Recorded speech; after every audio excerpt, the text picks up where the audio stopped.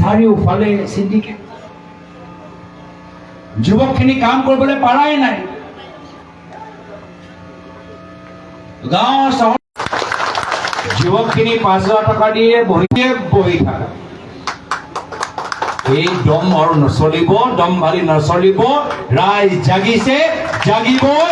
কংগ্ৰেছ যুঁজিব, কংগ্ৰেছ জিকিব।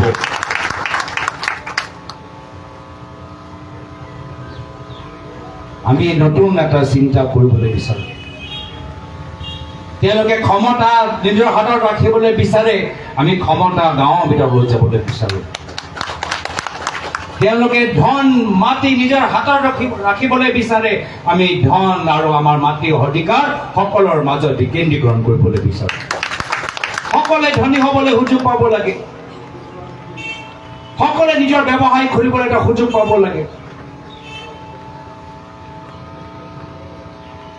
কোন মন্ত্ৰীৰ লগত ভাল সেইটো কথা নহয়, কোনে ভাল ব্যৱসায় কৰিব পাৰে, কোনে ভাল উদ্যোগ চলাব পাৰে, আমি তেওঁলোকক আগুৱাই লৈ যাবলৈ বিচাৰো। যুৱকসকলক মদৰ দোকানৰ ওচৰত নহয়, আমি যুৱকসকলক আমি বিভিন্ন প্ৰশিক্ষণ শিবিৰত দেখিবলৈ বিচাৰো, বিভিন্ন খেলৰ প্ৰতিযোগিতা দেখিবলৈ বিচাৰো। Army, NCC, IAS, UPSC, APSC পৰীক্ষাৰ বাবে প্ৰস্তুত হ'বলৈ আমি বিচাৰো। আমি বিচাৰো যে আমাৰ বিভিন্ন জনগোষ্ঠী জনজাতি তেওঁলোকৰ যে ৰাজনৈতিক ক্ষমতা, আগন্তুক দিনৰ বিভিন্ন জনগোষ্ঠীৰ ৰাজনৈতিক ক্ষমতা আৰু বৃদ্ধি হ'ব লাগিব।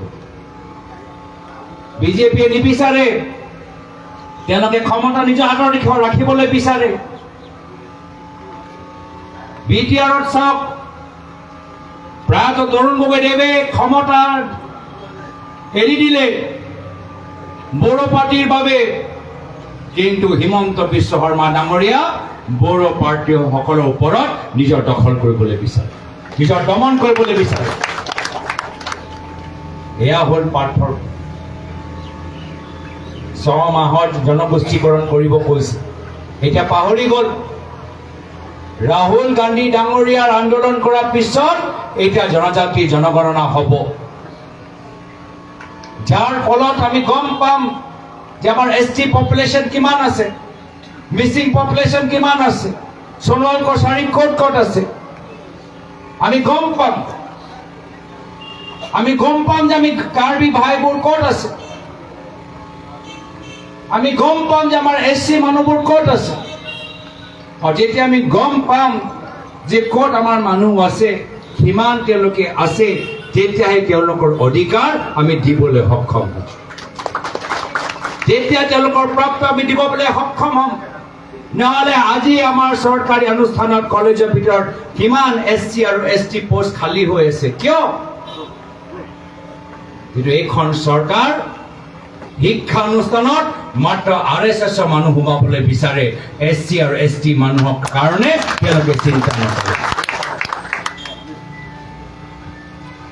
চাৰিওফালে আমি দেখিছো RSS মানুহ সোমাবলৈ বিচাৰে।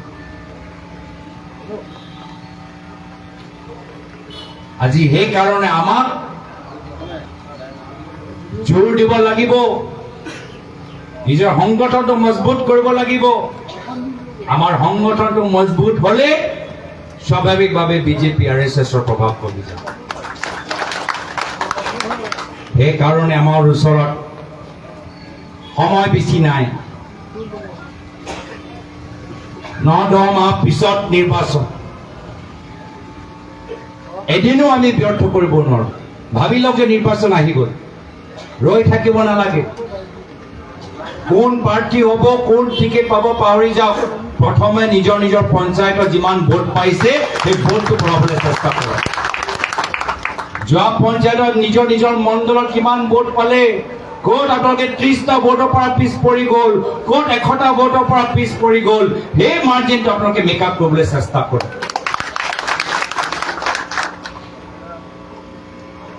আৰু মই আশাবাদী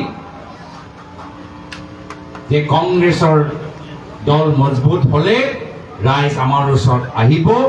ৰাইজেও জানে যদি অসমত কোনোবাই আনিব পাৰে শান্তি, সমন্বয়, বাস্তৱ প্ৰগতি, সেয়া হ'ল কংগ্ৰেছ দল। মই বিশেষ দীঘলীয়া আৰু ক'বলৈ বিচৰা নাই। আপোনালোকক পুনৰ কিছুদিনৰ পিছত মই লগ পাম, কিন্তু মই আশাবাদী যে আপোনালোকে ভাবি লওক যে আমাৰ নিৰ্বাচনী ৰণ আৰম্ভ হৈ গ'ল। ভাবি লওক যে নিৰ্বাচন আৰম্ভ হৈ গ'ল, আৰু নিৰ্বাচনৰ কাৰণে যিদৰে আপোনালোকে বুথ কমিটি ৱাৰ্ড কমিটিৰ ওপৰত জোৰ দিয়ে, যিদৰে ভোটাৰ লিষ্টবোৰ চাই ঘৰে ঘৰে যায়, এতিয়াৰ পৰাই কামখিনি কৰি লওক। চাই লওক যে ক'ত কোন জনগোষ্ঠী কোন জনজাতিৰ মানুহ আমাৰ পৰা আঁতৰি গৈছে, সেইখিনি আনিবলৈ চেষ্টা কৰক।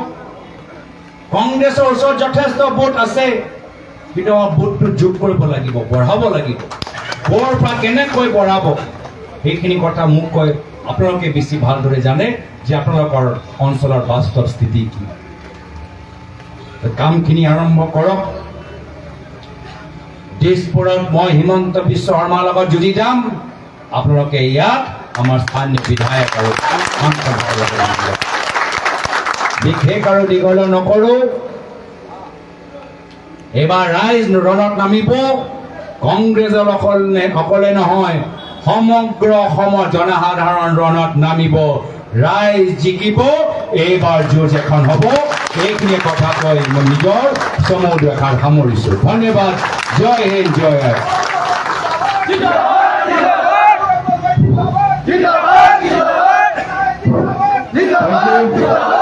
আমাৰ সকলোৰে শ্ৰদ্ধাৰ অসম প্ৰদেশ কংগ্ৰেছ কমিটিৰ সন্মানীয় সভাপতি ডাঙৰীয়াই ধেমাজিত আহি কংগ্ৰেছ দলৰ তৃণমূল পৰ্যায়ৰ পৰা অসম প্ৰদেশ কংগ্ৰেছ কমিটিৰ সকলো কৰ্মকৰ্তাক আহি যি উৎসাহিত কৰিলে, তাৰ কাৰণে আমি প্ৰথমে অসম প্ৰদেশ কংগ্ৰেছ কমিটিৰ সন্মানীয় সভাপতি ডাঙৰীয়াক ধন্যবাদ জ্ঞাপন কৰিছোঁ। আৰু তাৰ লগতে আমাৰ মাজত দেৰিকৈ উপস্থিত হৈছে আঞ্চলিক সদস্যা নিৰুপমা মিলি ডাঙৰীয়ানী, তেওঁকো আমি সভাপতি ডাঙৰীয়া সন্মান জনাব বিচাৰিছে। AP member